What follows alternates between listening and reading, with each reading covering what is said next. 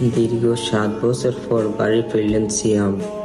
দেখে অবাক হলেন যে এই 7 বছরে কত পরিবর্তন হয়ে গেল গ্রামটা।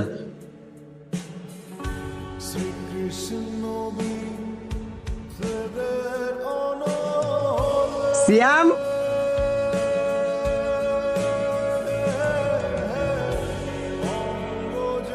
কিরে তুই এগুলো কি করছস?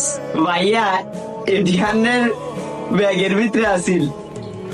আই হচ্ছি বার কইরা কেমন লাগতেছে আরে? কন না ভাইয়া, কেমন লাগতেছে আরে? না তোকে সেই লাগতেছে। ভাই একটু পেটটা সাপ দিছে। পেট চাপ দিছে মানে কি হয়েছে তোমার? মানে আচ্ছা যাও যাও যাও।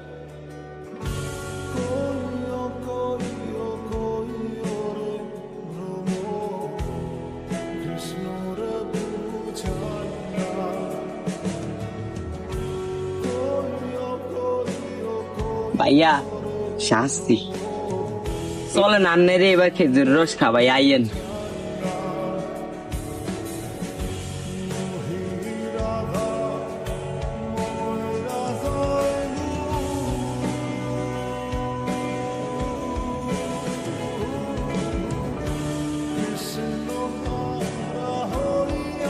ভাইয়া ও ভাইয়া, ভাই কি হয়েছে আন্নের? এরম করতেছেন কি লেগান নেই?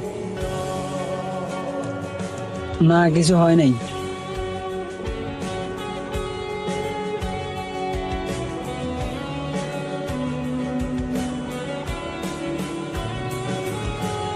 কি হয়েছে ভাইয়া আন্নের? রান্না এরকম শুরু করছেন কি লেগে এই জায়গাতে? ইয়া চলেন চলেন, দেরি হইতেছে, চলেন।